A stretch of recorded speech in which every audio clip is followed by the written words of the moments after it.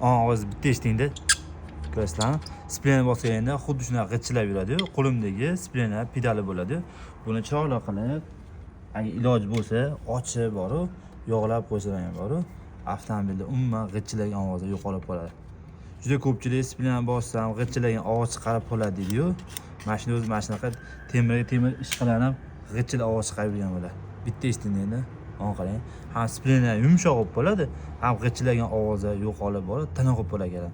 Mana shu videoni matizi bor, tanishlar jo'natib qo'ysalar ham sal bo'lsa ham foyda olib qolaman. Ovozni eshitganda umuman yo'qolib qoldimi jonim endi? Yo'q aka ovozi. Xudo xolasa mana maza qilib yurishadi endi. Birovlar agar spleni troslarni yog'latib olsalar, undan ham maza bo'lib qoladi ekan. Duo qilib men yurasizlar.